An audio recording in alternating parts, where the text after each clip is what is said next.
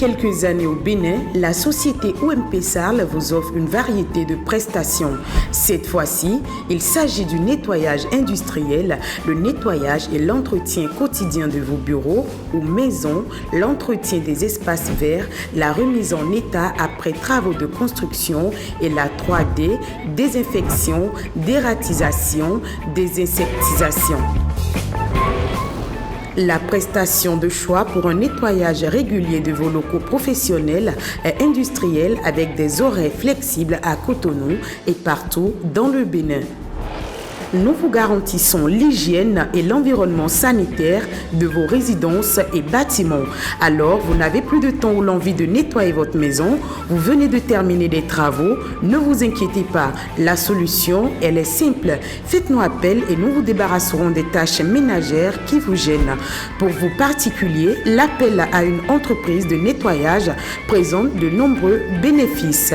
Cela vous permet également de libérer votre temps et de vivre paisiblement votre vie en évitant le stress des corvées de ménage.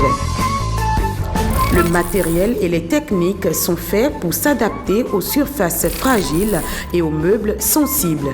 N'hésitez donc plus, contactez-nous au 97 09 64 49 ou encore le 67 80 73 26.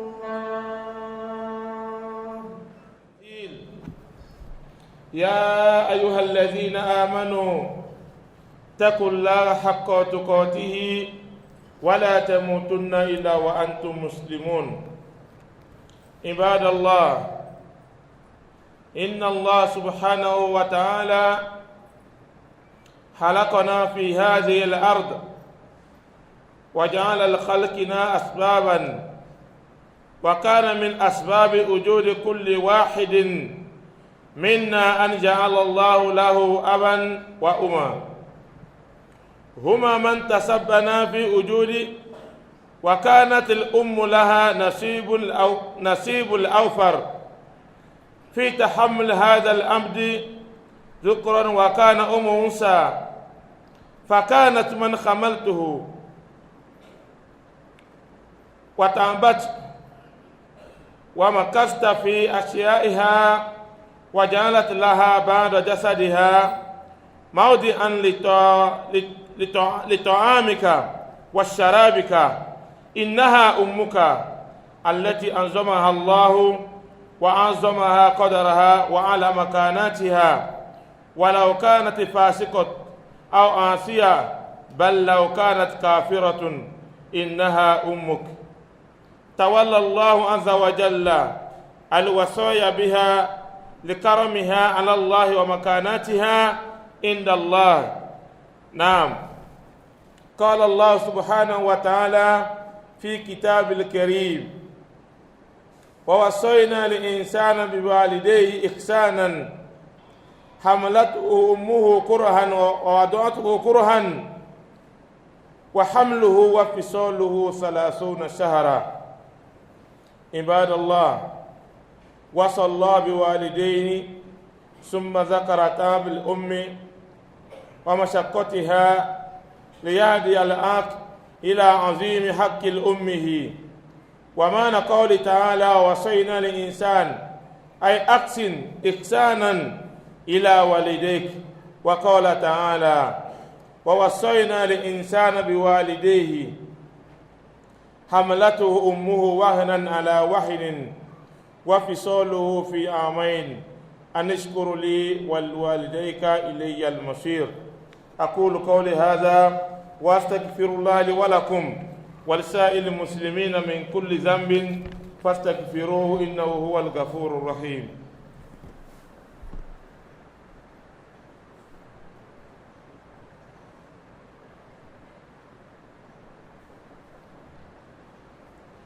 Allah et de lui obéir. Allah le très haut nous dit dans le Saint-Coran: oh, vous qui avez cru, craignez Allah d'une véritable crainte et ne mourrez qu'en étant totalement soumis à lui. Très chers frères et sœurs dans la foi, les derniers événements depuis la semaine dernière font état de grandes lourdes épreuves pour la communauté musulmane. Le tremblement de terre au Maroc et l'inondation en Libye qui ont fait des milliers de morts et de victimes. Nous présentons nos condoléances au peuple frère du Maroc et de la Libye et à tous les musulmans du monde entier. Qu'Allah pardonne aux morts, âme les familles victimes de courage et remplace cette épreuve par bien meilleur. Inch'Allah, à la fin de la prière de ce jour, nous ferons une prière mortuaire des absents pour tous ces âmes péris lors de ces événements douloureux. Qu'Allah les pardonne tous. Nous profitons de l'occasion pour solliciter de notre exécutif de bien vouloir ne pas accepter que notre pays soit une base militaire pour attaquer le peuple frère du Niger. Des morts, nous en avons déjà assez. Nous en avons déjà trop compté cette année-ci. Et ne serait-il pas bien que nous soyons la cause par laquelle d'autres mourront? Serviteurs d'Allah, aujourd'hui, nous commençons une série de sermons sur l'importance de la mer, à l'orée de cette rentrée scolaire qui s'annonce à grands pas. Allah le Tout-Puissant nous a créés sur cette terre et a fait des causes à notre création. L'une de ces causes de l'existence de chacun de nous est le fait qu'Allah nous a accordé un père et une mère. Ce sont eux le trajet par lequel nous existons sur cette terre. Et la mère a la plus grande part dans la présence de l'homme sur cette terre, qu'il soit mâle ou femelle. C'est elle qui l'a porté et assuyé pour lui. Chers frères et sœurs dans la foi, tu es resté dans son ventre et tu as fait d'une partie de son corps un endroit pour te loger, pour manger et pour boire. C'est ta mère qu'Allah exalté a élevé. Allah exalté a élevé ta mère en rang et a magnifié son statut au plus haut niveau. Qu'elle soit immorale ou pécheresse, incroyante ou insoumise, elle est ta mère. Allah le Tout-Puissant a ordonné la bienfaisance envers elle en raison de sa grande place auprès de lui. Allah exalté nous dit dans le glorieux Coran: et nous avons enjoint à l'honneur à l'homme d'être bon envers ses pères et mères. Sa mère l'a porté avec difficulté. Elle a accouché avec difficulté. Et sa grossesse et son sevrage sont 30 mois. Adorateurs d'Allah, Allah a enjoint la bienfaisance envers les parents. Puis il a mentionné spécifiquement les peines et les difficultés de la mère afin de guider le désobéissant vers la grandeur des droits que ceux sont de sa mère. Allah le Tout-Puissant nous dit encore dans le glorieux Coran: et nous avons enjoint à l'homme, c'est-à-dire soyez bons envers vos parents. Et Allah le Tout-Puissant a également dit: et nous avons enjoint à l'homme la bienfaisance envers ses pères et mères. Sa mère l'a porté, peine sur peine, et son sevrage est en 2 ans, afin que tu sois reconnaissant envers moi, ainsi qu'envers tes pères et mères. et c'est vers moi que sera le retour. C'est-à-dire, fatigue sur fatigue et peine sur peine pendant que tu es dans son corps. Elle s'est abstenue de certains aliments et boissons.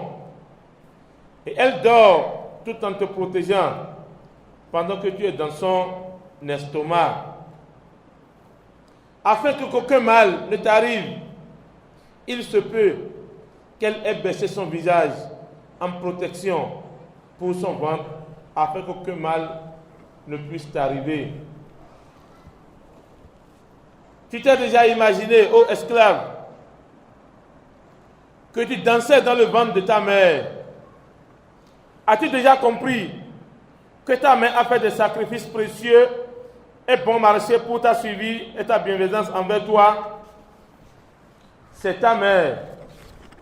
C'est elle qui a fait de son sein un point d'eau pour toi. C'est elle qui a fait d'elle un lit pour toi. Combien de peines a-t-elle supporté pour toi? Combien de peines a-t-elle supporté de toi alors qu'elle riait? Combien de fois s'est-elle levée au milieu de la nuit à cause de toi alors que tout le monde dormait?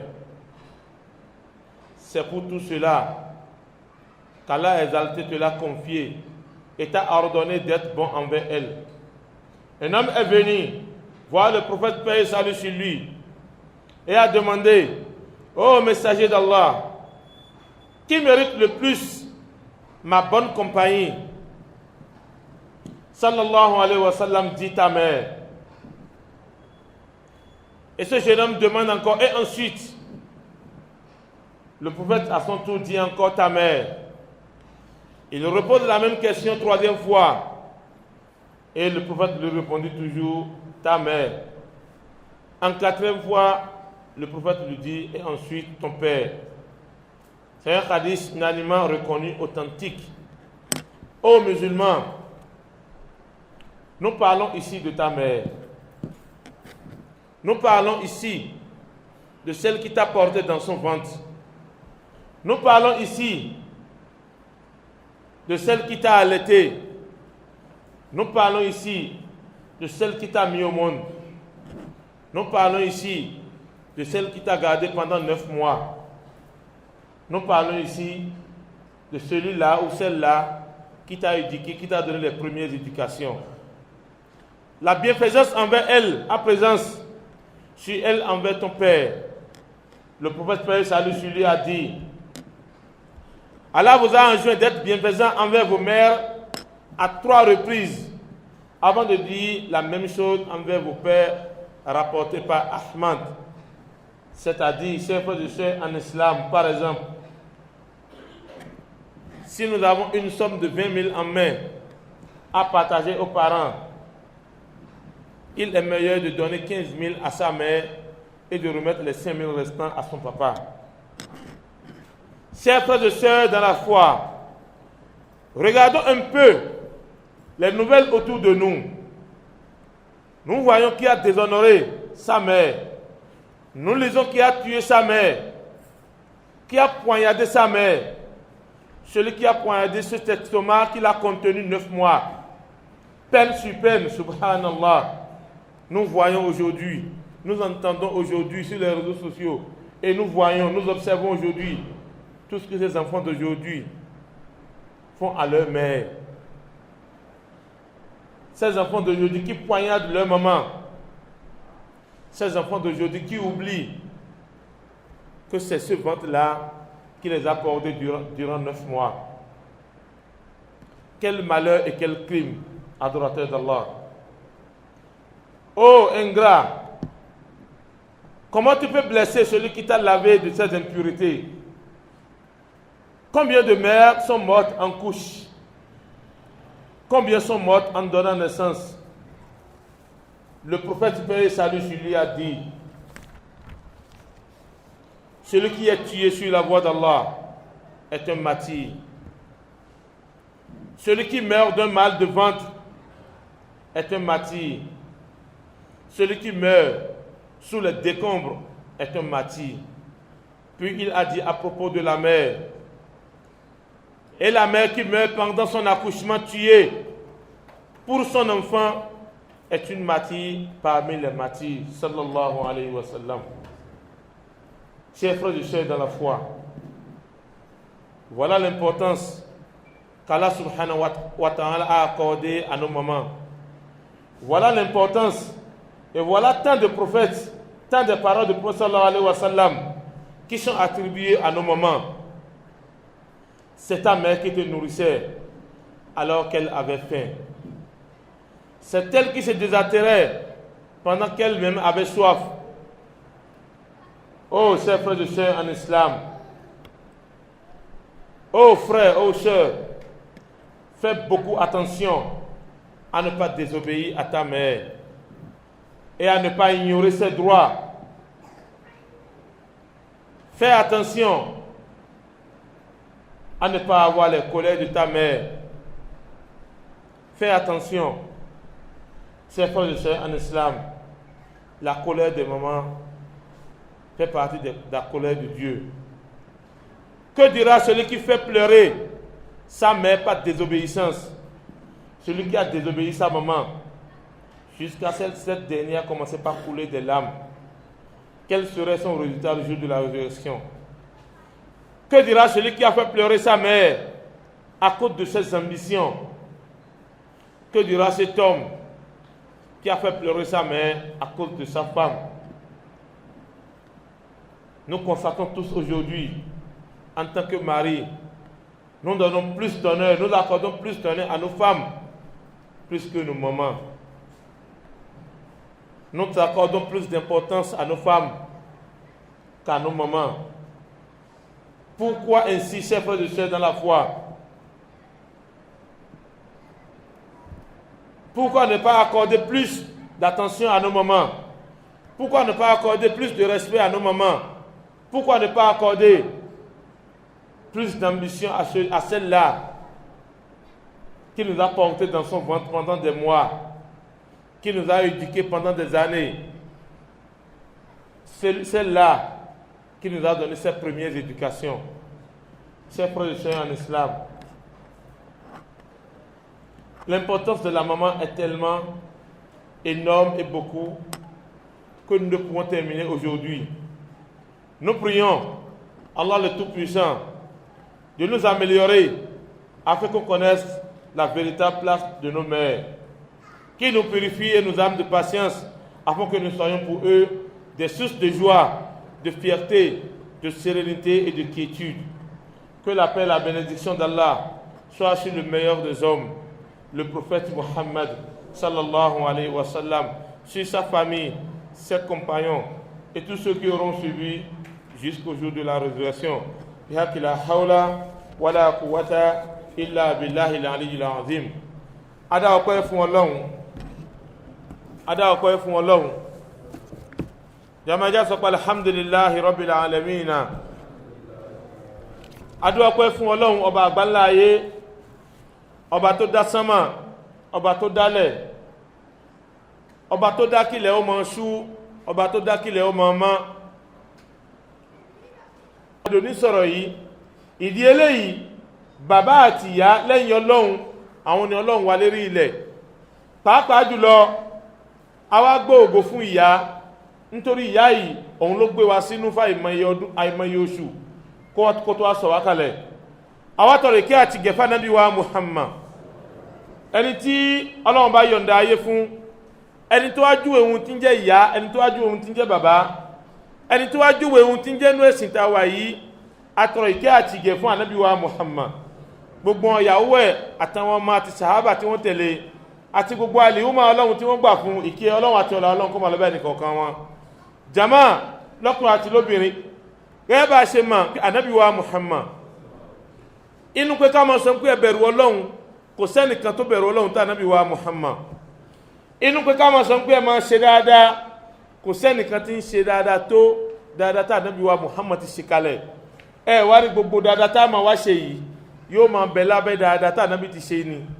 kọ́lọ́n wá ka gbogbo dáadáa tá ń ṣe yìí kọ́lọ́n ka kún èyí tọ́lọ́n gbà wọlé fẹ́ni kọ̀ọ̀kan wa jàmáà lọ́kùnrin àti lóbìnrin mo ń sọ̀rọ̀ Ọlọ́run mo ń sọ fún yín mo sì ń pè yín ṣàkíyèsí bákan náà mo ń pèrà mi tèmi náà ṣàkíyèsí níbi ìbẹ̀rù Ọlọ́run ẹjá gbìyànjú ẹjá bẹ̀rù Ọlọ́run ìbẹ̀rù Ọlọ́run ni sábàbí tọ́lọ́run fi sọ fún wa ní Al-Qur'an pé wala tamutunna illa wa antum muslimun gbogbo àtàwàgbà Ọlọ́run bá gbọ́ a gbọ́dọ̀ kú láláì jẹ́ ń pé akúsérí ìlànà ti mùsùlùmí Ibadallah ẹ̀yàn rúsí Ọlọ́run síwájú kí a tó máa lọ láti bí ọ̀sẹ̀ méjì àbí ọjọ́ mélòó kan sẹ́yìn wá lọ ẹ́rí pé àwọn ìṣẹ̀lẹ̀ kan ń ṣẹlẹ̀ ní ìlú Maroc àti ìlú Libya níbi tí ilẹ̀ ti mì àti níbi tí omi ti ya lu àwọn ẹlòmíì tó ti pa àwọn ẹlòmíì lọ jaburata jàmáà lọ́kùnrin àti lóbìnrin kò wọ́n wọn náà kọ́lọ́hun ṣe bẹ́ẹ̀ fún wọn ṣùgbọ́n agbára Ọlọ́run bá ní Ọlọ́run fi hàn wá ń pé ohun tó ń fi jù wá lọ ó pọ̀ ìdí eléyìí gbogbo ẹ̀mí tó tara kí ní tí wọ́n lọ kọ́lọ́hun bá bá lè kí ọlá kó bá yáfin fánàbí wa Muhammad kọ́lọ́hun kó bá pa àṣìṣe wọn rẹ́ áwàtọ́ lọ́lọ́ gbogbo àjàmá pé pẹ̀lú ògo Ọlọ́run tí a bá sálámà ẹ̀hún jímọ̀ lẹ́kan náà á sì dìde á kírun sálà fún gbogbo àwọn òkú yìí tí wọ́n ti kú ní ìlú Maroc àti ìlú Libya gẹ́gẹ́ bí súnà ànábì wa Muhammad pé tí òkú bá kú òkú lè kú ní ìlú mi ṣùgbọ́n kẹ́ ń wà ń bí kẹkíhun sáàfókù náà kẹdàníà kẹkíhun sáàfókù náà bẹ́ẹ̀ náà ni gbogbo mùsùlùmí àgbáńlá ayé pẹ̀lú ògo Ọlọ́run gbogbo ibi tó ti ń kí jímà bẹ́ẹ̀ náà ni àwọn náà padà ṣe léni kọ́lọ̀wọ́n láì kẹ́ tí wọ́n bá rí léni àti àánú tó wọ́n bá rí kọ́lọ̀ bá yá fi gbogbo wọn fánàbí wa Muhammad naam jàmáà lọ́kùnrin àti lóbìnrin bákan náà èyí tá a máa bára wa sọ̀rọ̀ léni òun náà ni ọ̀rọ̀ ìyá náà la mẹ́nubà pàtàkì ìyá nínú Islam pàtàkì ìyá nínú ẹ̀sìn tá a wà yìí kí la ń pè ní ìyá ta ni ìyá báwo la ṣe dá ìyá máa gbà pẹ̀lú ògo lọ́dọ̀ Ọlọ́run ìwọ̀n amtọ́lọ́n bá ní kárí sọ lẹ́ni á dánú lé pẹ̀lú ògo lọ́bá díjọ mí á tún máa bẹ̀rẹ̀ gẹ́gẹ́ mo ṣe ń sọ fún wa pé tí èmi àti yín a bá ń bẹ láyé lẹ́ni tí mo bá ń bẹ ń bí tí mo bá ń sọ̀rọ̀ mo jáde látara ìyá kan àti bàbá kan tí ìwọ náà bá wà ń bí lẹ́ni tó bá ń gbọ́ mi ìwọ náà wáyé látara bàbá kan àti ìyá kan eléyìí ń tọ́ka fún wa pé gbogbo wa náà a wáyé látara àwọn òbí kan ṣùgbọ́n wíwáyé látara àwọn òbí kan yìí kò ṣẹ̀yìn Ọlọ́run bá lè kí ọlá lọba tó ṣe bẹ́ẹ̀ bọ́lọ́run ṣe wá ṣe bàbá àti ìyá lóbí bákan náà Ọlọ́run wá ṣe ìyá ní olórí àwọn òbí nínú ilé àbí nínú ẹ̀sìn àbí láwùjọ ẹ̀rí ń tán pè ní ìyá kò sẹ́lòmíì tó lè fọwọ́ sọ̀yà ń pé bàbá ló pọ̀ òun sínú fún ní oṣù 9 àbí ìgbà tó ń dàgbà tán àbí ìgbà tí wọ́n bí òun kò sí bí ọmú bàbá ṣe lè tóbi tó kò sí kankan tó lè jáde níbẹ̀ gẹ́gẹ́ bí omi ìdí eléyìí àwọn wàhálà tí ìyá rí ní àsìkò tí ọmọ ń bẹ nínú oyún wàhálà tí ìyá rí ní àsìkò tí ọmọ wáyé wàhálà tí ìyá rí nígbà tí kò lè sùn ọmọ sì ń bẹ nú ẹ̀ nígbà tí kò lè sùn nígbà tí ọmọ ó sì máa sùn nígbà tí ò lè jẹ oúnjẹ tó fẹ́ràn jù yóò rí báyìí ṣùgbọ́n kò ní jẹ kó bàbá ṣe kíni kó bàbá lápa lára ọmọ tí ń bẹ nú ẹ̀ gbogbo eléyìí náà lọ́lọ́run wò lọ́lọ́run wá ní lóòótọ́ ni bàbá kan ìyá kan ló bí ni ṣùgbọ́n àwọn méjèèjì wọn lọ́lá kan náà lọ́dọ̀ mi Ọlọ́run gbọ́lá fún ìyá ju bàbá lọ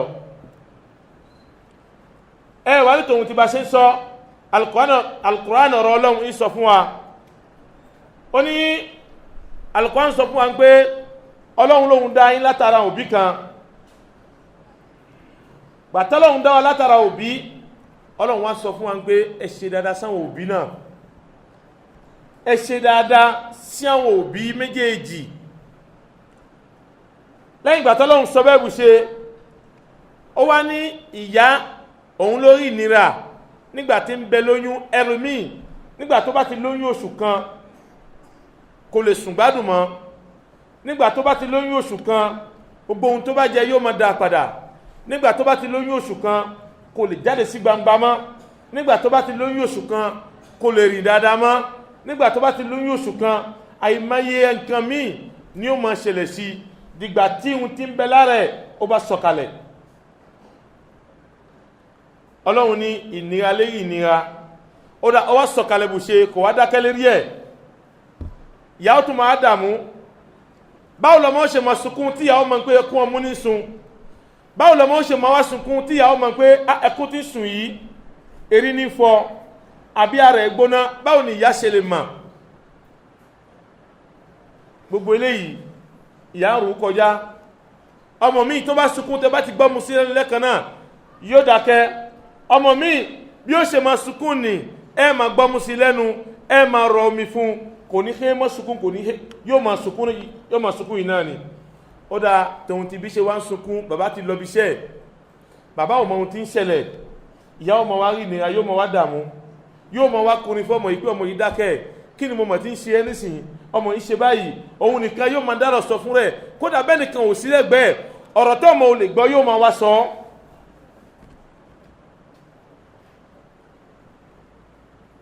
Ìyá tòun ti bí ìyá ó ṣe lè dàgbà tó, tòun ti bí ìyá ṣe lè kéré tó, tọ́mọ bá ń bẹ lọ́wọ́ ìyá, ìyá ni ó ti di ọlọ́run ọmọ tí ń bẹ lọ́wọ́ ẹ̀. Ọmọ tí ń bẹ lọ́wọ́ ẹ̀ ni yóò máa wá ní lára láláì mọ̀, òun máa sunkún nǹkan mí ìyá ò mọ̀, yóò máa lọ bẹ́ẹ̀ ìyá ò máa faradà, yóò tẹ̀ máa wá bẹ lọ́hùn pé tó o bá tẹ̀ fẹ́ gbọ́ mú ṣe bó tẹ̀ sùn, yóò máa wá bẹ lọ́hùn, yóò ṣinra fún, yóò nura fún, yóò fi nǹkan pa lára, yóò fún léwé inú, yóò fún ní tìfọ́rí, kò mọ̀ yí tó lè ṣe ní gbogbo ẹ̀ tọ́mọ̀ yóò fi dákẹ́. Àmọ́ tó bá lọ títí àánú Ọlọ́run yóò dé sára ọmọ náà yóò wá dákẹ́, yóò wá sùn. Ìgbà náà lòun náà tún wá mí, bá jẹ́ omi ni yóò gbé yóò mu, tó bá jẹ́ ohun ìṣẹ́jú méjì ni òun náà yóò wà ńbẹ̀, kódà kò lè dùbúlẹ̀ yóò jókòó ni yóò mọ̀ wá tògbé. Gbogbo eléyìí náà lọ́lọ́run wò, Ọlọ́run náà ń gbọ́lá sí kíni, òun gbọ́lá fún ìyá. Ọlọ́run wá pa àwa láṣẹ, gbogbo àwa ta ní ìyá, gbogbo àta mọ̀ ń pé àtàrà ìyá kan láti wáyà yí bàbá kan, Ọlọ́run ní ẹ ṣe dáadáa sáwọn òbí méjèèjì. Pàápàá jùlọ ìyá, pé lápèjúwe ogún àpò ń bẹ lọ́wọ́ yín a fẹ́ pín fún òbí méjèèjì. Ànábì ń kọ́ wa ń pé ìdá mẹ́ta ní ká gbé fún ìyá, ìdá kan ń bẹ àwa bàbá la ní. Bàbá ò lè bínú, nítorí kí ni kò lè bínú, wàhálà tí ìyá ń ṣe ó pọ̀, tóyún ní ká sọ ní àbígbàtọ̀ mú wáyé. Jàmá lọ́kùnrin àti lóbìnrin lóde tá a wà yìí, lẹ́rọ mùmí yóò máa gbáyẹ̀ létí, lóde tá a wà yìí ẹ̀rọ mùmí yóò máa lùyẹ́, lóde tá a wà yìí ẹ̀rọ mùmí yóò sọ pé àjẹ́nìyá tóun yóò yàdá tì í, lóde tá a wà yìí nǹkan mèremère ní ṣẹlẹ̀ nígbà ìyá sí ọmọ àbí ní ọmọ sí ìyá. A gbọ́ nígbà tó ọmọ ti gún ìyá ẹ̀ pa, a gbọ́ nígbà tó ọmọ lòdì ìyá ẹ̀ lókun tí ń lù ú kó dìgbà tó bá sọ òótọ́ ọ̀rọ̀ fóun. A gbọ́ ọmọ ṣe báyìí fún ìyá ẹ̀ nígbà tí ìnira ń dé bá ọmọ tó mọ́ sọ pé ìyá tóun ní okùnfà ìnira tóun. Subhanallah, jàmá ẹ̀já bẹ̀rù Ọlọ́run. Ìgbà tá wà ń kékeré tára ni wá táwa ń sunkún tí ìyá ọmọ nǹkan tí ń ṣe wá, ṣùgbọ́n ìyá ń fara dà á káwa bá lè jẹ́yàn ajẹ́yàn tán àwa sọ pé ìyá ni wá lára. Àìmọye nǹkan ló ti ṣẹlẹ̀, àìmọye oúnjẹ nìyá rí wọn ní tó bá jẹ́ yóò lápa lára ọmọ tó fẹ́ bí.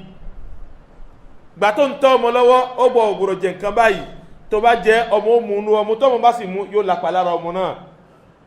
Ìyá ò torí ẹ̀, ìyá ò ní jẹ́ ẹ̀. Ẹlòmíì tó bá ti wà lóyún kò fẹ́ jẹ oúnjẹ oníyọ̀ mọ́, oúnjẹ tó bá láta kò fẹ́ jẹ mọ́, kò lótòrò mọ́, yóò máa jẹun tó máa ní kó jẹ ní túláàsì fún àǹfààní ta ni, fún àǹfààní àwàtàwà ń bí ilé ni. Àwàlá wá dàgbà yìí, àwàlá di géńdé, àwàlá àdì ọ̀dọ́ ọkùnrin, àdìmọ́ndíá. Ẹnìkan wá sọ fún wa pé tó bá fi wọ́n náà báyọ̀ ó dìgbà tó bá yàn yẹ́ lórí o tó bá fi wọ́n náà báyọ ó dìgbà tó bá lọ lù yẹ́ pa àwọn náà á dìde bẹ́ẹ̀ alẹ́dọ̀ ìyá tó bí wà nìyẹn àjẹ́ni yánà ní ìdàwà láàmú subhanallah ẹjá bẹ̀rù ọlọ́run mo sọ fún wa pé nínú ká bẹ̀rù òbí méjèèjì ọ̀rọ̀ èèyàn ni ohun tà sí ń pè lọ́rọ̀ èèyàn ó dàbí wákàtí 5 tọ́lọ́run ní ká máa kí ọ̀rọ̀ èèyàn ni ẹni tí ò bá kí ó jìyà ó dàbí ká máa gbàwẹ̀ ní ẹni tí ò bá gbàwẹ̀ yóò jẹ ìyà ẹni tí ò bá tójú òbí ẹ méjèèjì yóò jẹ ìyà níwájú ọlọ́run jàmá lọ́kùnrin àti lóbìnrin ìyá yìí òun náà lọ́lọ́run pọ́nlé ìyá yìí òun lọ́lọ́run gbé yìí fún ìyá yìí òun lọ́lọ́run gbọ́lá fún àtàrà ìyá yìí ni wọ́n ti wá wáyé ó wáyé tán ló wá ń kábàámọ̀ kí ló mú mi wáyé látàrọ̀ ìyá yìí o kì bá jẹ́ pé ìyá lágbájá ló bí mi kò sí bẹ́ẹ̀ ma kò ṣe é pàrọ̀ mọ́ ẹni tó fẹ́ bí ẹ náà ló fẹ́ bí ẹ nìyẹn o níyà kan tó tún lè pàrọ̀ ní wọ́n bí ẹ sí àbí Áfíríkà ni wọ́n bí ẹ sí wọ́n lè bí ẹ sí bòmí tí wọ́n bí ẹ sí náà ti bí ẹ sí yìí ìwọ ni kò ṣe dáadáa kí dáadáa kó ba lè jẹ́ tiẹ̀ náà nítorí gbogbo ẹni tó bá bí ni ìlú yìí náà la wà ibi tó ń bí wa sí náà la wà yìí ẹlòmíín sá ń ṣoríire àwọn tí ń ṣoríire tí wọ́n lérí méjì ni wọ́n lérí méjì ẹjá ṣe dáadáa wọ́n ní tó bá dàrú pátápátá tí nǹkan bá dojúrú wọ́n ní ká sásọ́dọ̀ ìyá wa ká sọ kó ṣàdúrà fún wa wọ́n ní tí nǹkan bá dàrú pátápátá tá àbá ọ̀nà àbáyọ mọ́ wọ́n ti fún wa lọ́ṣẹ àti ìwẹ́ ọṣẹ òdún wọ́n fún wa ní kàntú amú títí abátọ̀ báyìí ìtọ̀ dúdú la máa ń tọ̀ kò sí nǹkan tí wọ́n ò ṣe fún wa alámìyà jẹ́ kò dáhùn anábì wa Muhammad sallallahu alayhi wa sallam ó ní ká padà sọ́dọ̀ ìyá tó bí wa kí ìyá kó ṣàdúrà fún wa ìyá kó súre fún wa ìyá ipò ìyánú ẹ̀sìn ipò tó ga ni arákùnrin kan lọ bá anábì wa Muhammad sallallahu alayhi wa sallam ó ní ìrẹ̀ anábì ta ló yẹ kí n ṣe dáadáa fún jù nínú ìyá àti bàbá anábì ní ìyá tó bí ẹni o wá bí anábì ó dá lẹ́yìn wá gbà náà ńkọ́ anábì ní ìyá tó ní o ó tún bí àná lẹ́lẹ́kẹ̀ẹ́ta ó dá lẹ́yìn ìgbà tí ń bá ṣe bẹ́ẹ̀ fún ìyá ńkọ́ ta ló kàn anábì ní ìyá ni lẹ́yìn ìgbà tó bá ṣe fún ìyá lẹ́mẹ̀ẹ́ta ẹ̀kẹrin sì kó wá ṣe fún bàbá ìyá ohun tó mú anábì wa Muhammad tó sọ pé aljannatu tahta alkidamili ummahati pé àti wà aljanna ọmọsẹ́ ń bẹ lábẹ́ gìgísẹ̀ òbí ẹ̀ méjèèjì pàápàá jùlọ ìyá ọlọ́run ní ká ṣe dáadáa sáwọn ìyá méjèèjì mo ti sọ ń bírí ìyá ìṣe mùsùlùmí ọlọ́run kẹwàá wọ́n jẹ́ mùsùlùmí ìyá tó bí ẹ kò sínú ẹ̀sìn ọlọ́run ní ṣe dáadáa fún kí ni tiẹ̀ ìyá tó bí ẹ ń ṣe àìdá ń ta orí pé nǹkan tí ń ṣe yìí ò dáa wọ́n ló gbọ́dọ̀ dá lẹ́bi ó pè yẹ́ ṣàkíyèsí ìyá mi ohun tẹ́ ń ṣe yìí ọlọ́run ò fẹ́ bẹ́ẹ̀ tọ́lọ́run bá ní kó gbọ́ sí ẹlẹ́nu fàbíhà wà ní ìmọ̀ tọ́lọ́run bá ní kó má gbọ́ fi ohun ìyá ẹ̀lẹ́ àti ọlọ́run lẹ̀ wọ́n jọ mọ̀ yanjú ra wọn àmọ́ ìyá yìí ń ṣe ọlọ́run ìwọ náà rí pé ìyá tó bí òun ṣe ọlọ́run wà lóhun ní ṣe dáadáa fún subhanallah ìyá tó bí ẹ̀ ṣe mùsùlùmí ṣùgbọ́n bàbá ẹ̀ mùsùlùmí ni ìwọ á jẹ́ mùsùlùmí ló wá dàgbà sínú islam ló wá rí pé islam ẹ̀sìn tó tọ́ ni ẹ̀sìn àlàáfíà ni ló wá ní látẹnu tèní tí ìyá mi ò bá kírun mi ní ṣe dáadáa sí mọ́ ànábì ò ṣe bẹ́ẹ̀ sallallahu alayhi wa sallam ó mọ̀ ṣe dáadáa ló mọ̀ fi hàn yá ń pé inú ẹ̀sìn ta wà yìí dáadáa nìyẹn mọ́ ń ṣe nìyá náà ó tara dáadáa náà yóò fi wọnú ẹ̀sìn ni lẹ́yìn ìgbà tí ànábì sọ bẹ́ẹ̀ fún arákùnrin yìí pé bàbá ẹni kò ṣòro fún ní kẹrin ọlọ́run bàbá àlèkè ọlá òun náà wá gbọ́rọ̀ èdè ó ní gbogbo ẹ̀yin tẹ́ gbà wípé ọlọ́run bá gbọ́ ẹ ṣe dáadáa sáwọn òbí lọ́nà mẹ́ta ìkẹrin bẹ̀ ní kó jẹ́ ti ìyá ohun tọ́lọ́run sọ nìyẹn jàmáà lọ́kùnrin àti lóbìnrin gbogbo wa náà ẹja bíra wa ìhà òní mo kọ sí ìyá tó bí mi ìhà òní wọn náà kọ sí ìyá tó bí ìwọ náà èmi àti ìwọ Kútọ̀nù ìlàjọ wà ìyá tó bí ẹ ìyá tó bí mi wà ní Kútọ̀nù ìyá àti dọ́dọ̀ wọn kẹ́yìn ǹjẹ́ ò láti débẹ̀ kẹ́yìn ǹjẹ́ ò lá pè ìyá náà kẹ́yìn jàmáà lọ́kùnrin àti lóbìnrin ń bà wá jẹ́ lóde ìsìn ń bà àwùjọ wa jẹ́ láfi ní ká mú wá ní kútúbà ká fi máa ń pera wa sákèésí ìyá tó bí wa, ìyá tó rè wá, tó pọ̀n wá, tó tọ́ wa, tó ní ká mú ká jẹun ká wáyé ká dì nǹkan. Ìyá náà ò pa wá nígbà tá wà ń kékeré, àwa dàgbà tán ìyá náà fẹ́ pa wá. Jàmá ẹja sí pẹ̀lẹ́pẹ̀lẹ́. Amúkútúbà yìí wá kó bà lè máa jẹ́ ẹ̀kọ́ fẹ́ni kọ̀ọ̀kan wa. Gbogbo àwa táwọn ń pé kò dáa fún wa tá sì níyà láyé, ẹja dìrọ̀ mọ́ ìyá tó bí wa.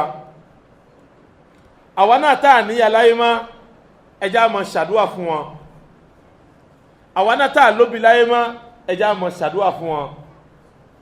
Jàmá lọ́kùnrin àti lóbìnrin, ipò tí ìyá wà lọ́dọ̀ Ọlọ́run ó ju ti bàbá lọ.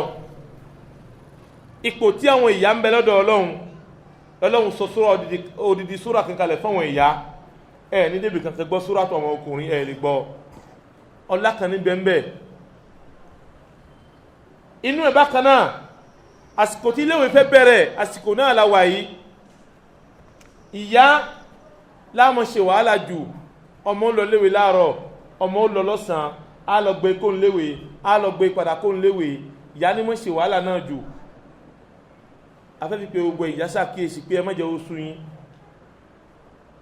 Ọ̀rọ̀ ọmọ kì í sú ìyá ọlọ́mọ. Ọ̀rọ̀ ọmọ kì í sú ìyá ọlọ́mọ. Wàhálà ló fẹ́ bẹ̀rẹ̀ yìí. Àárọ̀ bójò bá ń rọ̀, á múra fún òjò lè má pa wá, á jẹ́ kí òjò má pa àwọn ọmọ, á múra fún wọn mọ̀ lọ léwe. Tó bá dọ̀sán tójò bá ń rọ̀, á wọnú ẹ̀ á lọ mú wọn. Tó bá dàsálẹ̀ náà bẹ́ẹ̀, á tún ṣe bẹ́ẹ̀ fún odindi oṣù 9. Ẹ máa wo ìyá ó pọ̀n wá sínú fóṣù 9. Ó tọ́ wa, ó fún wa lọ́mú. Ìyá fún wa lọ́mú fọ́dún 2 àbọ̀. Ó ṣe bẹ́ẹ̀, yóò tún máa ṣe wàhálà léwe àlọ́ àtẹ àbọ̀. Ọdún kan yóò tún máa ṣe wàhálà oṣù 9 lọ́nà léwe. Ká tó máa wá sọ èyí tó kù. Gbogbo yín tẹ́jẹ́ ìyá, wàhálà tá fẹ́ bẹ̀rẹ̀ lẹ́nu ọjọ́ mẹ́ta yìí nísìn. Ọlọ́run bá tí wọ́n fún yín ṣe, Ọlọ́run bá sábà fún yín ṣe. Àlékún àlàáfíà, Ọlọ́run bá sábà jogún ẹ̀ fún yín. Gbogbo bàbá náà wàhálà tí wà ní ká ná owó. Ọlọ́run máa ń yọ ìná owó, máa yọ kúrò rẹ̀ nìkọ̀ọ̀kan wa. Ọlọ́run dákun má túnà sí rẹ̀ nìkọ̀ọ̀kan wa. Iṣẹ́ ìṣe wa, Ọlọ́run bá fa àlùbáríkà sí. Ọ̀nà àgbájẹ́ mú wa, Ọlọ́run má jẹ́ ó dín. Bàbá bí ò bá mú wa, ìyá ó máa kùn, ọmọ ó máa kùn. Ọlọ́run ní sọ̀rọ̀ nìkọ̀ọ̀kan wa bẹ́ẹ̀. Tá bá tọwọ́ bọ̀ àpò, Ọlọ́run já máa rí mú jáde. Tá bá tọwọ́ bọ̀ àpò, Ọlọ́run já máa rí mú jáde. Má jẹ́ kí wọ́n béèrè kí á tó fún wọn. Ọlá hayyu àti qayyum Ọlọ́run. Gbogbo àtàwọn àbí pátá Ọlọ́run kó gbàdúrà nìkọ̀ọ̀kan wa. Gbogbo ibi tẹ́ nìkọ̀ọ̀kan wa léwédé tá te gbòdé, Ọlọ́run má sà máa yan olùṣọ́ wa. Ọlọ́run kó dáàbò rẹ̀ bò wá. Ọlá hayyu àti qayyum Ọlọ́run. Gbogbo ohun tí ń jẹ́ àlùbáríkà Ọlọ́run jẹ́ ọmọ wọnú ṣẹ̀ṣẹ̀ nìkọ̀ọ̀kan wa. Ọlá la ilaha illallah. Lílọ bíbọ̀ wa Ọlọ́run jẹ́ ọmọ dáa. Lẹ́ẹ̀kan sí atọrọ fún gbogbo àgbàlagbà mọ́sálásí yìí. Ọba tó ní àlàáfíà lọ́dọ̀, Ọlọ́run bá sábà jogún àlàáfíà ara fún yín. Ọlọ́run bá ṣe kí àlàáfíà ara fún yín. Àlékún àlàáfíà tá a máa fi jọ́sìn Ọlọ́run máa fi wọ́n ẹnìkọ̀ọ̀kan wa. Gbogbo àwọn kọ̀mítè wa mọ́sálásí yìí, Ọlọ́run bá sábà pẹ̀lú wọn. Ọlá hayyu àti qayyum Ọlọ́run. Gbogbo wọn tàjọ́ ṣe báyìí lánàá tí wọ́n sí láyé mọ́ fi kan àwọn ọmọ ìyá wa ní ìlú Maroc àti ìlú Libya. Ọlọ́run kó dákun kó bá yá fi wọn. Ọlọ́run jẹ́ kálí kí a mọ̀ dá fẹ́ nìkọ̀ọ̀kan wọn. Ọlá hayyu àti qayyum Ọlọ́run. Qumu ila salatikum yarhamni wa yarhamukumullah. Et surtout des parents, du devoir des enfants envers les parents, de ce qu'on doit leur faire quand on les voit et de ce qu'on doit faire aux parents chaque fois en fait. Et là, ils nous ont parlé de la maman, car elle occupe une place très importante parmi les 2 parents. Et le prophète sallallahu alayhi wa sallam a soulevé que la maman, on doit faire 3 fois de bien à la maman plus qu'au papa. Et ça, c'est la leçon qu'on a retenue, que j'ai retenue aujourd'hui. Donc, j'exhorte tout un chacun de nous à prendre soin de nos parents et à leur donner le maximum de bien qu'on peut leur faire, de prendre soin d'eux et surtout de les respecter.